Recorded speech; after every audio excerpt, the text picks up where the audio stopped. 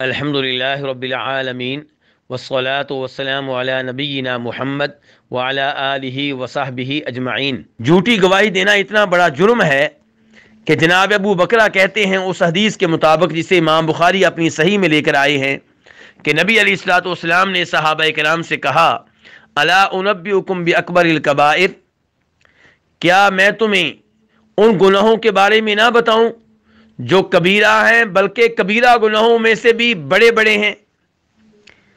یہ بات آپ نے 3 بار کہی۔ صحابہ کرام نے کہا بلا یا رسول اللہ، کیوں نہیں ہے اللہ کے رسول، آپ ہمیں بتائیں۔ تو نبی علیہ الصلوۃ والسلام نے ارشاد فرمایا الاشراک باللہ، اللہ کے ساتھ کسی بھی چیز کو شریک کرنا یہ کبیرہ گناہوں میں سے بڑا گناہ ہے۔ دوسرے نمبر پہ فرمایا عقوق الوالدین، والدین کی نافرمانی کرنا یہ بھی کبیرہ گناہوں میں سے ایک بڑا گناہ ہے۔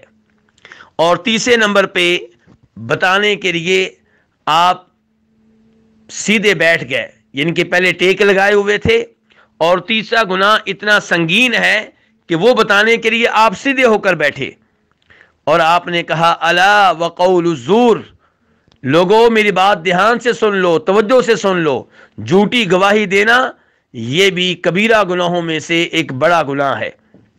صحابی ابو بکرہ کہتے ہیں کہ نبی علیہ الصلوۃ والسلام یہ الفاظ مسلسل دہراتے رہے کہ لوگوں جھوٹی گواہی دینا کبیرہ گناہوں میں سے ایک بڑا گناہ ہے۔ یہ الفاظ آپ دہراتے رہے، مسلسل کہتے رہے، حتیٰ کہ ہم نے کہا کہ کاش آپ خاموش ہو جائیں۔ تو اس حدیث سے اندازہ لگایا جا سکتا ہے کہ جھوٹی گواہی دینا بہت بڑا جرم ہے۔ اب سوال یہ پیدا ہوتا ہے کہ اگر کوئی جرم کر بیٹھے اور اسے ندامت کا احساس ہو، پشیمانی کا احساس ہو، تو اس کا کفارہ کیا ہے؟ تو گزارش یہ ہے کہ وہ اللہ رب العزت سے سچی توبہ کرے، اللہ رب العزت سے معافی مانگے۔ دوسرے نمبر پہ ان لوگوں سے رابطہ کرے جن پہ اس کی جھوٹی گواہی دینے کی وجہ سے ظلم ہوا ہے۔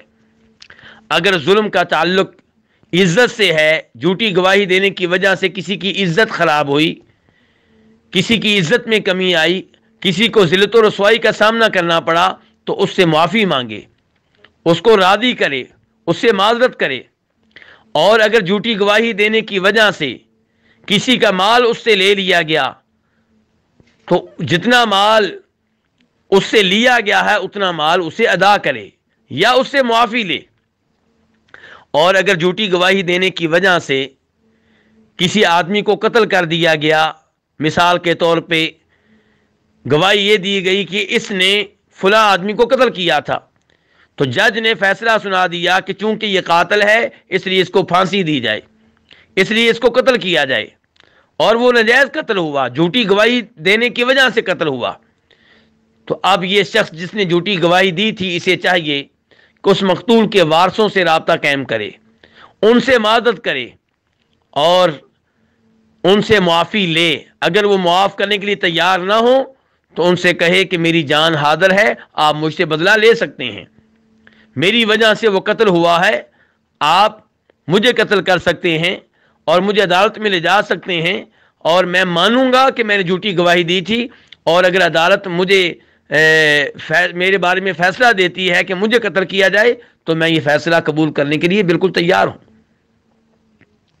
تو خلاصہ کلام یہ ہے کہ جھوٹی گواہی دینا بہت بڑا جرم ہے، اور کفارہ کے طور پہ اللہ سے بھی معافی مانگی جائے اور ان لوگوں سے بھی معافی مانگی جائے جن پہ اس جھوٹی گواہی کی وجہ سے ظلم ہوا، زیادتی ہوئی۔